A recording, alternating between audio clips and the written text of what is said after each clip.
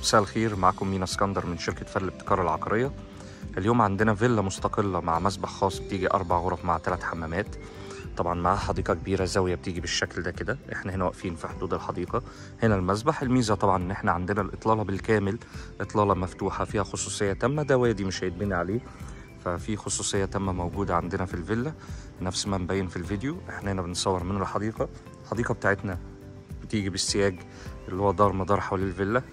خلينا ندخل نشوف تفاصيل من داخل. طبعا هنا مسبح الفيلا، هنا عندنا الحديقة من الجهة التانية بتكون بالشكل ده كده، وهنا طبعا الفيلا نفسها، والحدود ده عندنا لحد السور اللي هناك الفاصل ما بين الفيلا اللي بعدها. خلينا ندخل نشوف تفاصيل الفيلا من داخل. طبعا احنا هنا عندنا مدخل الفيلا. طبعا هنا بوابات الدخول بتكون بالشكل ده كده. هنا عندنا المجمع، وهنا الفيلا من الجهة الخلفية بتكون بالشكل ده كده. طبعا أول ما أدخل من الفيلا على اليمين هنا عندنا حمام بيكون بالشكل ده كده، ده شكل الحمام. مقابل الحمام عندنا الخزانة خلف باب الشقة. هنا عندنا غرفة في الدور الأرضي، الصالة، المطبخ، وفوق عندنا 3 غرف مع غرفة غسيل. الغرفة الأولى بتكون بالشكل ده كده. طبعا الميزة في الفيلا إن هي جاي معاها شطرات، يعني كل الأبواب والشبابيك بيجي معاها الشطر بيكون بالشكل ده كده، ففيها طبعا خصوصية.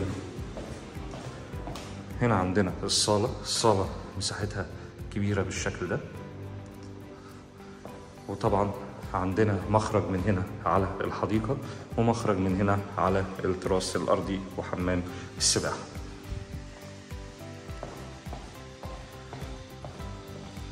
هنا عندنا المطبخ بيكون بالشكل ده كده، ده شكل المطبخ. وطبعا هنا الباب اللي دخلنا منه لما كنا بنصور في أول فيديو الحديقة. وطبعا الدرايش أو الشطرات موجودة على الدرايش هنا. ونطلع فوق زي ما قلنا في أول فيديو عندنا 3 غرف، منهم غرفة ماستر وغرفتين يخدمهم حمام، بالإضافة لغرفة غسيل.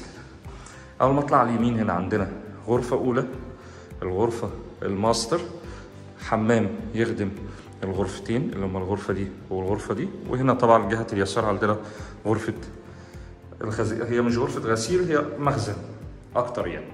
تمام. هنا نبدأ من الغرفة الأولى، بتكون بالشكل ده كده، معاها طبعا بلكونة.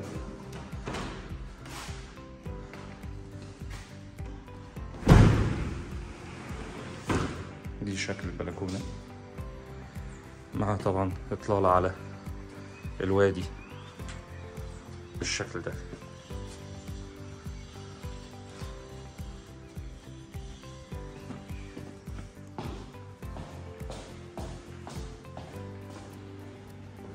هنا عندنا الغرفة التانية، وهي دي بتكون غرفة ماستر، معاها حمام خاص بيها بالشكل ده. ونفس الفكرة الإطلالة من الغرفة الماستر بتكون بالشكل ده.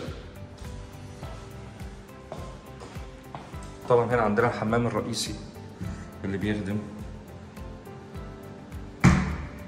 الغرفتين، حمام مساحته كبيرة.